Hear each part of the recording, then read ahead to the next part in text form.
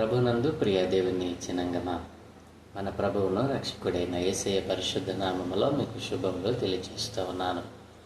ప్రతి ఉదయం దేవునితోని ఆధ్యాత్మిక కార్యక్రమానికి మిమ్మలను ప్రేమతో ఆహ్వానిస్తూ ఉన్నాను. నేటి వాక్య ధ్యానముగా సామెతల గ్రంథము 6వ అధ్యాయము 1 నుండి 5 వచనాలు చదువుకొని దేని వాక్యాన్ని ధ్యానం చేసుకుందాం.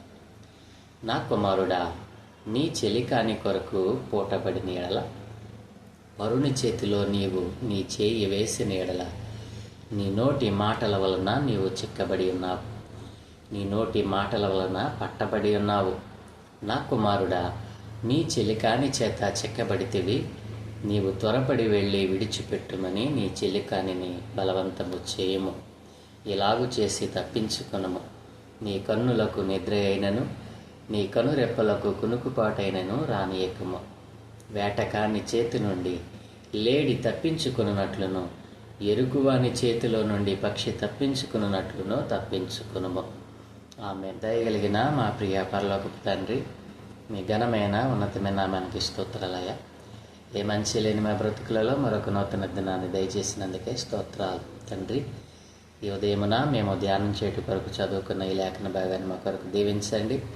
ఈ లేఖన భాగంలో నుండి కొన్ని ఆత్మీయ పాఠాలు మీరే మాకు బోధించి నేర్పించమని యేసయ్య పరిశుద్ధ నామమున ప్రార్థించి వేడుకుంటూ ఉన్నాము తండ్రి. ఆమేన్. హృదయం పిల్లారా, సామెతల గ్రంథం 6వ అధ్యాయము ముఖ్యంగా కొన్ని హానికరమైనటువంటి ప్రవర్తనల నుండి దూరంగా ఉండమని మనకు బోధిస్తూ ఉంది. సామెతల గ్రంథం 6వ అధ్యాయము కొన్ని హానికరమైన ప్రవర్తనలు ఈ లోకంలో ఉన్నాయి. వాటి నుండి మన దైనందిన జీవితానికి మరి ప్రమాదాన్ని తెచ్చిపెడతాయి. కాబట్టి మన దైనందిన జీవితంలో ఎదురయ్యేటువంటి మరి ఈ హానికరమైన ప్రవర్తనల నుండి మనం ఎలా తప్పించుకోవాలి, జ్ఞానవంతమైనటువంటి సలహాలు మరి ఈ 6వ అధ్యాయంలో మరి దేవుడు మనకు అందిస్తూ ఉన్నాడు. మన దైనందిన జీవితంలో మనకు ఎదురయ్యేటువంటి మరి హానికరమైన ప్రవర్తనలు మనలను ఎలా మరి ప్రమాదంలో పడేస్తాయో వాటి నుండి తప్పించుకోవటానికి జ్ఞానవంతమైన సలహాలను ఈ 6వ అధ్యాయంలో దేవుడు మనకు అందిస్తూ ఉన్నాడు. ఈ 6వ అధ్యాయంలో ప్రధానంగా 4 ప్రధానమైన హెచ్చరికలు మరి ఒక ముఖ్యమైన జాబితాను మనకు తెలియజేస్తూ ఉంది. ఏం చేస్తాయంటే జ్ఞానవంతమైన మరియు దేవునికి ప్రీతికరమైన జీవితాన్ని ఎలా జీవించాలో మనకు తెలియచేస్తాయి. ఏంటండి 4 ప్రధానమైన హెచ్చరికలు, ఒక ముఖ్యమైనటువంటి జాబితా ఈ 6వ అధ్యాయంలో మనం చూడగలం. హృదయం పిల్లరా, 4 ప్రధానమైన హెచ్చరికలు మరి ఈ యొక్క 6వ అధ్యాయంలో జ్ఞాని అయిన సొలొమోను పొందుపరిచాడు. ఇవి ఏం చేస్తాయంటే జ్ఞానవంతమైన మరియు దేవునికి ప్రీతికరమైన జీవితాన్ని మనము ఎలా జీవించాలో ఈ 4 హెచ్చరికలు మనకు వివరిస్తాయి. మొదటి హెచ్చరిక మరి సామెతల గ్రంథం 6వ అధ్యాయము 1 నుండి 5 వచనాల్లో మనకు కనబడతా ఉంది.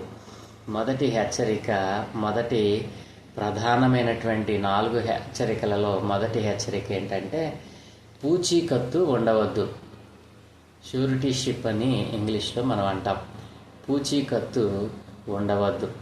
ఈ అధ్యాయము ఒకరి పొరుగువాని కోసం లేదా స్నేహితుని కోసం మరి సాధారణంగా మనం ఏం చేస్తామంటే మనం ప్రేమించినటువంటి స్నేహితుని కోసం లేదా మన పొరుగువాని కోసం మనం ఏం చేస్తామంటే మరి మనకున్నటువంటి స్థితిని బట్టి పూచీకత్తుగా అతను ఇవ్వకపోతే నేను ఇస్తాలే అని మాట ఇవ్వడం మనం ఈ లోకంలో చూస్తూ ఉంటాం. హృదయం పిల్లరా, చాలామంది మరి స్నేహితులు ఈ లోకంలో మనకు దేవుడు అనుగ్రహిస్తూ ఉంటాడు. మరి నిజమైన స్నేహితుడు మరి తన స్నేహితుని కోసం ప్రాణం పెడతాడని దేవుని లేఖనం సెలవిస్తూ ఉంది. చాలామంది మనలను మరి స్నేహితులుగా మరి ఎంతో నమ్మిస్తూ ఉంటారు, ప్రాణ స్నేహితులుగా మెలుగుతూ ఉంటారు. కానీ అలాంటి ప్రాణ స్నేహితులే మరి వారి అవసరం తీర్చుకోవడం కోసం మరి మనము ఊహించినటువంటి, మనము తలంచినటువంటి మనం అసలు ఆ యొక్క పరిస్థితి మనకు వస్తుంది, వీడు నాకు అపాయం కలుగజేస్తాడు, వీడు నన్ను ప్రమాదంలో పడజేస్తాడని మనం గ్రహింపులోనికి రాకముందే మనలను ఇరికించేసేటువంటి మనస్తత్వం కలిగిన వారు ఈ లోకంలో చాలామంది మనం చూస్తూ ఉంటాం. దేవుని వాక్యం చెలవస్తూ ఉంది కదా, మరి మన స్నేహితుడి కోసం మనం పూచీకత్తుగా మనము ఉండటం ప్రమాదమని, మరి అలాంటి వారి విషయంలో నీవు జ్ఞానవంతముగా ప్రవర్తించాలని ఈ యొక్క హెచ్చరిక మరి సొలొమోను, జ్ఞాని అయిన సొలొమోను మనకు వివరిస్తూ ఉన్నాడు. మొదటిది ఏంటండి? పూచీకత్తు ఉండవద్దు. దేవుని వాక్యం సెలవిస్తూ ఉంది, నా కుమారుడా, నీ చెలికాని కొరకు పూటబడిన ఎడల, పరుని చేతిలో నీవు నీ చేయి వేసిన ఎడల, నీ నోటి మాటల వలన నీవు చిక్కబడి ఉన్నావు, నీ నోటి మాటల వలన పట్టబడి ఉన్నావు అని దేవుని లేఖనం సెలవిస్తూ ఉంది. అంటే దీని అర్థం ఏమిటి? ఎవరైనా అప్పు తీసుకుంటే ఒకవేళ అతడు అది తీర్చలేకపోతే నేను తీరుస్తా అని మనం ఇతరులకు ఏమి ఇవ్వకూడదంట? పూచీకత్తు ఇవ్వకూడదు, హామీ ఇవ్వకూడదు.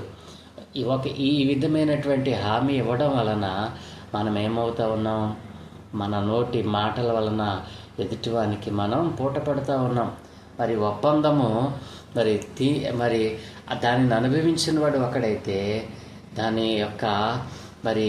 యొక్క పర్యవసానము మనము అనుభవించవలసి వస్తుంది. కాబట్టి ఎవరైనా అప్పు తీసుకున్నప్పుడు మరి ఇందాక నేను చెప్పినట్లుగా ప్రాణ స్నేహితులమని చెప్పి చాలామంది మరి ఇది మనం ఎక్కడ చూడగలమనంటే మరి బిజినెస్ వ్యాపారం చేద్దామని చెప్పి మరి నీవు కొంత సమకూర్చు, నేను కొంత మరి డబ్బును సమకూరుస్తాను, ఇద్దరం కలిసి వ్యాపారం చేద్దామని చెప్పి మరి ప్రాణ స్నేహితుడే, మరి నమ్మకమైనటువంటి వాడే మరి మనలను అప్పుల ఊబిలో తోసివేసి మరి మనలను మోసం చేసి వెళ్ళినటువంటి వారు చాలామందిని ఈ లోకంలో మనం చూస్తూ ఉంటాం.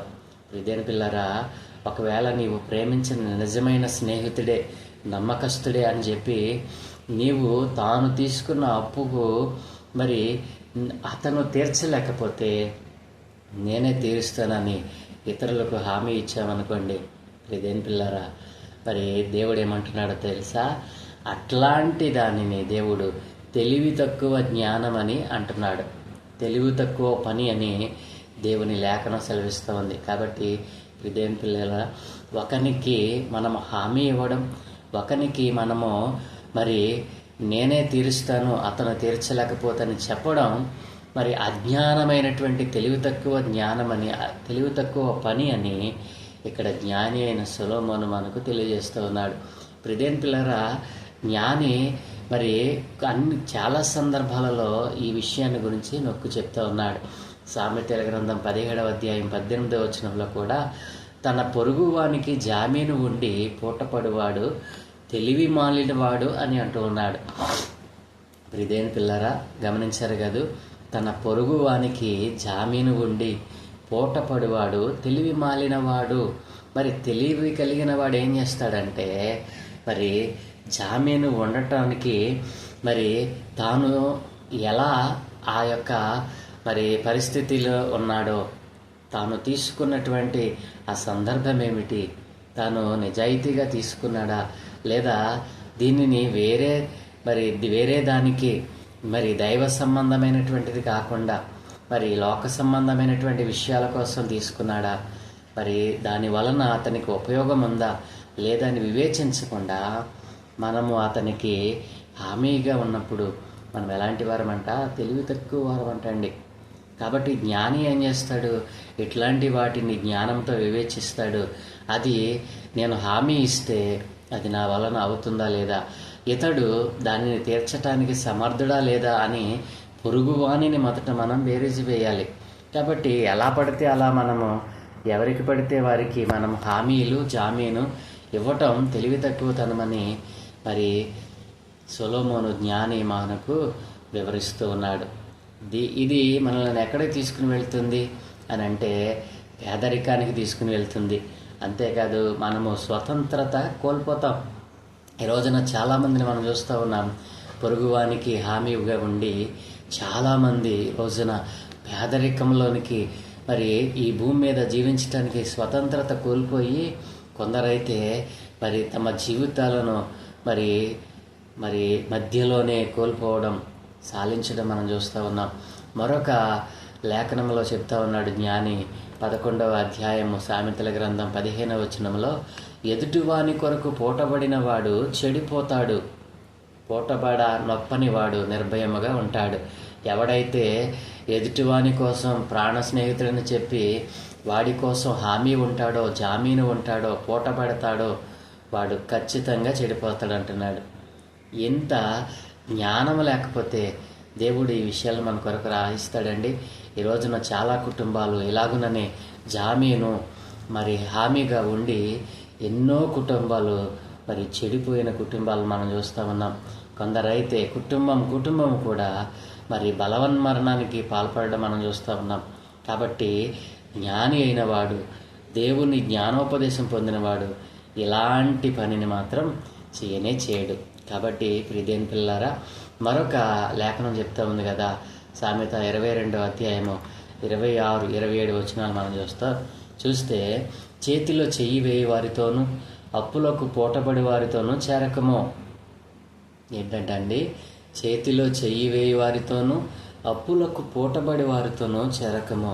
చెల్లించుటకు నీ వద్ద ఏమీ లేకపోగా వాడు నీ క్రింద నుండి నీ పరుపు తీసుకొని పోనేలా అని దేవుడు మరి జ్ఞాని అయిన సొలొమోనుతో మరి ఈ యొక్క విషయాన్ని మనకు రాయిస్తూ ఉన్నాడు. జ్ఞాని అయిన సొలొమోను అంటున్నాడు కదా, చేతిలో చెయ్యి వేయి వారితోనూ అప్పులకు పూటబడి వారితోనూ నీవు చేరవద్దు అంటున్నాడు. ఇదేం పిల్లరా, అలా నీవు చేయి వేస్తే నీవు బుద్ధి లేని వాడివి, తెలివి తక్కువ వాడివని దేవుని యొక్క లేఖనం చదివిస్తూ ఉంది. ఇది మనల్ని ఏం చేస్తుందంటే పేదరికానికి తీసుకుని వెళ్తుంది. మనము స్వతంత్రత కోల్పోతాము. మరి సమాజంలో మన స్థితి పడిపోతుంది. వీడు మరి వాడి కోసము జామీను ఉన్నాడు. మరి ఆ జామీను ఉన్న కారణాన్ని బట్టి వాడు ఎక్కడికి వెళ్ళిపోయాడు. ఆ అప్పంతా వీడి మీద పడింది. ఇప్పుడు తీర్చలేక మరి కుటుంబంతో కలిసి ఆత్మహత్య చేసుకున్నాడు. ఇలాంటి విషయాలు ఎన్నో మనం చూస్తూ ఉన్నాం. కాబట్టి మన నోటి మాటల వలన, మనము ఇచ్చేటువంటి హామీ జామీను వలన మనం ఏం చేస్తూ ఉన్నామంట, పట్టబడుతూ ఉన్నాం. కాబట్టి ఇది సాతాను పన్నాగంలో మనము ఎలా చెక్కబడతామో ఉదాహరణగా మనం చెప్పవచ్చు. కాబట్టి మన నోటి మాటల వలన మనం చెక్కబడకుండా దేవుని జ్ఞానోపదేశం మనం వినాలి. నా కుమారుడా, నీ చిలికాని కొరకు పూటబడిన ఎడల, పరుని చేతిలో నీవు నీ చేయి వేసిన ఎడల, నీ నోటి మాటల వలన నీవు చెక్కబడతావు, నీ నోటి మాటల వలన పట్టబడతావు. జాగ్రత్త అని దేవుడు చెప్తూ అంటున్నాడు కదా, నా కుమారుడా, నీ చెలికాని చేత చెక్కబడితివి, నీవు త్వరపడి వెళ్ళి విడిచిపెట్టమని నీ చెలికాని బలవంతం చేయి. ఎలాగు చేసి తప్పించుకో. నీ కన్నులకు నిద్ర అయినను, నీ కనురెప్పలకు కునుకుపాటైనను రానియొద్దు అని అంటున్నాడు. మరి నీ పొరుగువానికి జామీనుగా హామీనుగా ఉండి నీ కన్నులకు నిద్ర, నీ కనురెప్పలకు కునుకుపాటు రానిచ్చావనుకో, ఏమవుతావు నువ్వు? ఇదేం పిల్లరా, పేదరికానికి, స్వతంత్రత కోల్పోవడానికి, మరి నీ జీవితాన్ని కోల్పోవడానికి దారితీస్తుంది. కాబట్టి నీ కన్నులకు నిద్ర అయినను, నీ కనురెప్పలకు కొనుకుపాటైనను రానియకుండా ఆ యొక్క చెలికాని చేతిలో, నువ్వు ఏ వ్యక్తి చేతిలో అయితే నీ చేయి వేసావో, నీ మాట వలన చెక్కబడ్డావో, త్వరపడి వెళ్ళి మరి నన్ను విడిచిపెట్టమని మరి నీవు అతనిని బలవంతం చేయమని దేవుని వాక్యం సెలవిస్తూ ఉంది. వేటకాని చేతిలో నుండి లేడి తప్పించుకున్నట్లు, ఎరుకువాని చేతిలో నుండి పక్షి తప్పించుకున్నట్లు తప్పించుకోవాలబ్బా. ఎంత గొప్ప మాటలండి ఇక్కడ దేవుడు పొందుపరిచాడో. వేటకాని చేతిలో నుండి లేడి తప్పించుకోవాలంటే ఏం చేస్తుందండి? ఎంత త్వరపడి వెళ్తుంది, ఎంత త్వరపడి పరిగెత్తుంది అది. ఎరుకువాని చేతిలో నుండి పక్షి తప్పించుకున్నట్లుగా ఎరుకువాడు ఆ ఉండీలు దెబ్బ కొట్టినప్పుడు, రాయి విసిరినప్పుడు పక్షి ఎంత స్పీడ్గా తప్పించుకుంటుంది. దేవుని వాక్యము మనల్ని ఎంత మరి ప్రేరేపిస్తూ ఉందోనండి నా ప్రియ దేవుని పిల్లారా. కాబట్టి మొదటి ప్రధాన హెచ్చరిక, పూచీకత్తు ఉండవద్దని, షూరిటీ షిప్ అనేటువంటిది మనకు ప్రమాదమని, మరి మన స్నేహితుడే కదా అని చెప్పి మనం హామీగా ఉంటే అది మన ప్రాణాల మీదకే వస్తుందని దేవుని వాక్యం సెలవిస్తూ ఉంది. మరి ఒకరి అప్పు కోసం మరొకరు హామీ ఉండడం, అతను తాను ఒక ఉచ్చులో పడేసుకుంటాడని ఈ యొక్క లేఖనాలు మనల్ని హెచ్చరిస్తూ ఉన్నాయి. ఎవడైతే తన ప్రాణ స్నేహితుడని చెప్పి హామీగా ఉంటాడో వాడు ఏం చేస్తాడంట, తనను తానే ఒక ఉచ్చులో పడేసుకున్న వానిగా మరి లేఖనం సెలవిస్తూ ఉంది, హెచ్చరిస్తూ ఉంది. అలాంటి పరిస్థితులు మనకు ఎదురైనప్పుడు వీలైనంత త్వరగా మరి మనం బయటపడటానికి మరి ఈ యొక్క లేఖనం సలహా ఇస్తూ ఉంది. దేని పిల్లరా, ఈ సలహాలు మనకు ఎక్కడా దొరకవండి. ఈ దేవుని జ్ఞానము, ఈ తప్పించుకునే జ్ఞానము బయట మనకి ఎక్కడా లభించదు. దేవుని వాక్యమే ఒక బలమైనటువంటి సూచనగా మనకు ఇది నేర్పిస్తూ ఉంది. కాబట్టి ఆర్థిక బాధ్యతలను వివేకంతో ఎలా నిర్వహించాలో, ఆర్థిక బాధ్యతల విషయంలో మనం ఎలా ప్రవర్తించాలో దాని యొక్క ప్రాముఖ్యతను మరి ఈ యొక్క 1 నుండి 5 వచనాల్లో జ్ఞాని అయిన సొలొమోను వివరించటం మనం చూడటం మరి చూడగలము. ప్రియదేని పిల్లారా, చూసారా, మీ జీవితంలో ఎవరికైనా ఎలాగున హామీ ఇచ్చి మోసపోయి ఉన్నారా? మీ జీవితంలో ప్రాణ స్నేహితుడే, పొరుగువాడే, మంచివాడే, నమ్మకస్తుడే అని చెప్పి ఒకవేళ అతని కోసం నీవు పూటపడ్డావా? హామీగా ఎవరికైనా మాట ఇచ్చావా? అయితే ఆ హామీ నెరవేర్చడానికి నీవు నిద్రపోవద్దు. ఆ హామీ మరి ఇచ్చావు కదా, అది నీ పొరుగువాడు, నీ స్నేహితుడు తీర్చే వరకు నీవు నిద్రపోకుండా జ్ఞానం కలిగి ప్రవర్తించమని దేవుని హెచ్చరిక మనకు మరి చేస్తూ ఉంది. దేవుని హెచ్చరికను పాటించకుండా నీ పొరుగువాని కోసం లేదా స్నేహితుని కోసం పూచికత్తుగా ఉంటూ ఉన్నావా? అయితే దేవుని జ్ఞానము నీలో లేదు. నీవు తెలివి తక్కువ వాడివి, తెలివి మాలిన వాడివి, నీవు చెడిపోతావు, జాగ్రత్త అని దేవుని వాక్యం సెలవిస్తూ ఉంది. కాబట్టి ఎవరము పూచికత్తు ఉండకుండా దేవుని యొక్క జ్ఞానంపైనే మనం ఆధారపడదాం. మరి షూరిటీషిప్ అనేటువంటిది ఎంత ప్రమాదమైనదో దేవుని లేఖనం సెలవిస్తూ ఉంది. కాబట్టి మరి దేవుని వాక్యాన్ని ధ్యానం చేద్దాం.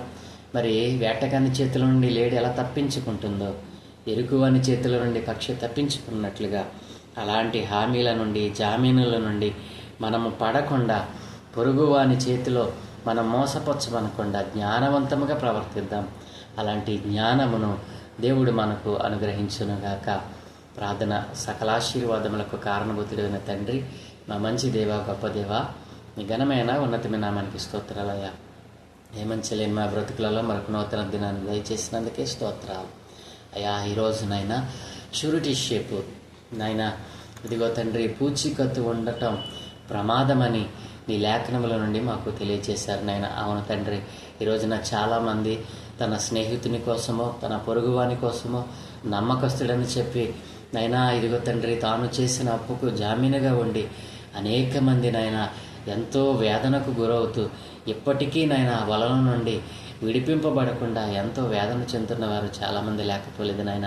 అలాంటి వారి కోసం నాయన ఈ లేఖనంలో అయ్యా, ఇదిగో అది తెలివి తక్కువతనమని, మరి చెడిపోటకు కారణమని అయ్యా, అలాంటి వారితో నీవు చేయి కలపవద్దని, అలాంటి వారికి మాట ఇవ్వద్దని, అది చేస్తే నీవు తెలివి తక్కువ జ్ఞానివని, నీవు జ్ఞానం లేనివని, బుద్ధిహీనుడు అని నీ వాక్యం ద్వారా హెచ్చరించావనైనా. ఎవరైతే ఈ రీతిగా తమ చెలికాని కొరకు పూటపడ్డారో, హామీగా ఉన్నారో, అప్పు తీసుకున్న వానికి మేమే జామీనుగా ఉంటామని ఉన్నారో, ఎందరైతే ఈ పరిస్థితులకు నెట్టపడ్డారో నాయన, ఇది అపవాది తలంపు అని, నీ పొరుగువాడు నిన్ను పేదరికంలోనికి, స్వతంత్రత కోల్పోవడానికి కారణమవుతున్నాడని గ్రహించకుండా మాట ఇచ్చారు. అలాంటి వారిని మేలుకొల్పుతూ మీరు చెప్పిన మాటలను బట్టి మీకు వందనాలయ్యా. అలాంటి వారు ఎవరైనా ఉంటే ఇప్పుడైనాను నీ జ్ఞానం పొందుకొని వివేకంతో ప్రవర్తించడానికి కృప చూపమని, అలాగున ఒకవేళ అయినా జ్ఞానము కలిగి ఉన్న మరి ప్రమాదంలో పడి ఉంటే అట్టి వారిని నైనా మీరే లేవనెత్తమని, మీ జ్ఞానంతో వారు తప్పించుకునే విధమును వారికి తెలియచేయమని తండ్రి. ఈరోజు మేము చేవి పనులన్నింటినీ మీకు అనుదృష్టి ఉంచి మీ దూతల కాపుతులను గ్రహించి మీరే మహిం పొందుకోమని, మేము ఎవరికి అయినా పూచీకత్తుగా ఉండకుండా మీకు మాత్రమే మేము లోబడి మీ జ్ఞానమును, ఉపదేశమును అంగీకరించే వరకు మమ్మల్ని తయారు చేయమని మీ నామమునికే మహిమ తెచ్చుకోమని యేసయ్య పరిశుద్ధ నామమును ప్రార్థించి వేడుకుంటూ ఉన్నాము తండ్రి. Amen, amen, amen.